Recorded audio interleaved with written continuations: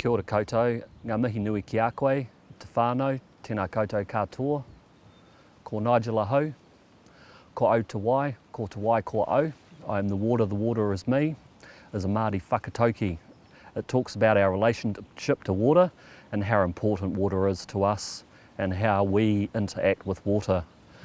To understand Ngāi Tahu values, I would think that one must understand who we are. I come from a hapu called Ngāi Tūāhuriri, and this is our takiwā, our area of authority, which goes through to the Huranui, encapsulates North Canterbury, follows the main divide and goes down to the Hakateri, the Ashburton River, and we also have shared boundaries with our whanaunga from Banks Peninsula and Taumotu Runanga.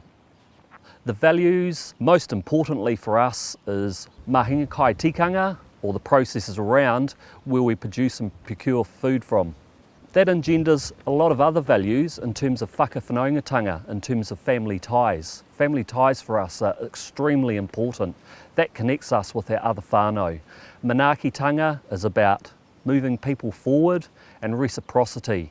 It's about those intimate exchanges with people, and particularly when we talk mahinga kai, those exchanges around kai hau kai, which relate back to our tūranga waka and our waka waka, or those areas where our families traditionally produced and procured foods.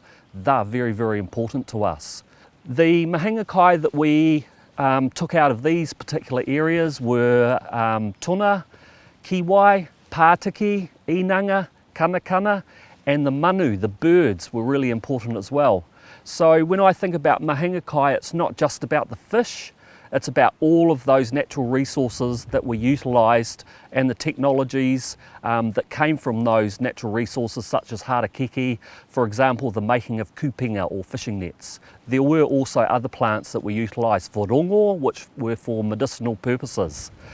In terms of sediment, it's actually the activity that creates and speeds up the processes of sedimentation, which then have an impact on our ability to be able to exercise those mahinga kai customs and rights.